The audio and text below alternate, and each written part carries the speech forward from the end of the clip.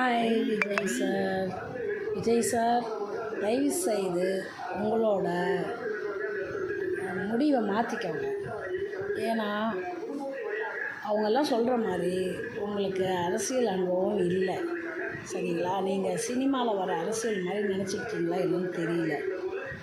உங்கள் மேலே இப்போ ஜனங்க மட்டும்தான் நம்பிக்கை வச்சுருக்காங்க. அந்த ஜனங்களையே நீங்கள் இப்போ உதாசீனப்படுத்துறீங்க. அப்புறம் எப்படி சார் உங்களை நம்பி ஓட்டு போடுவாங்க சொல்லுங்களேன்? உங்களை பார்க்குறதுக்காக காரைக்குடியில் அவ்வளோ பேர் வெயிட் பண்ணுறாங்க 3 மணி நேரம். சார் ஒரு பங்க்சுவாலிட்டி இருக்கணும். அது இல்லைன்னா நீங்கள்லாம் வரவே கூடாது அரசியலுக்கு, புரியுதுங்களா? சினிமாவா இல்லை ஏசியில் உங்களுக்கு அது பழக்கம் இல்லை. ஏன்னா நீங்கள் ஏசியில் இருந்த ஆள், ஓகேவா? உங்களுக்கு இந்த மாதிரியெல்லாம் அலைஞ்சி திரிஞ்செல்லாம் செய்ய முடியாது. நான் உட்காந்து சிஎம் சீட்டில் உட்காந்து சைன் பண்ணுறேன்றீங்களா? என்ன பேசுகிறீங்க? என்ன நடந்துக்கிறீங்க? உங்களால் நீங்கள் யோசித்து பாருங்கள்.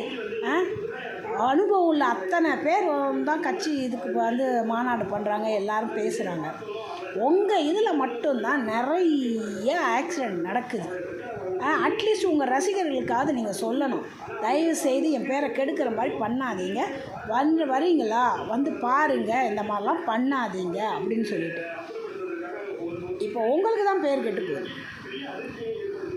காரைக்குடியில் நீங்கள் வர்றீங்கன்னா நீங்கள் தான் சார் காத்திருக்கணும். உங்களுக்காக ஜனங்க 3 மணி நேரம் 4 மணி நேரம் காத்துட்ருப்பாங்க. நீங்கள் அரசியலுக்கு வரத்துக்கு முன்னையே, சிஎம் ஆகிறதுக்கு முன்னையே எங்களை காக்க வைக்கிறீங்களா? நாளைக்கு சிஎம் ஆனதுக்கப்புறம் உங்களை பார்க்குறதே பெரிய விஷயமாயிடும் போல இருக்கே. அப்போ எங்கே இருப்பீங்கன்னே தெரியாது போல இருக்கே. எந்த நாட்டில் இருப்பீங்க? தப்பு சார். தயவுசெய்து நீங்கள் அரசியலுக்கு தகுதியே இல்லை. நீங்கள் அரசியலுக்கு வராதீங்க. மறுபடியும் வாபஸ் வாங்கிட்டு சினிமாவுக்கு நடிக்க போயிடுங்க. இல்லையா வேறு ஏதாவது டான்ஸ் கிளாஸ் வச்சு பொழைச்சிக்கோங்க. இங்கே மட்டும் வரவே வராதிங்க. உங்களை வளர விட மாட்டாங்க.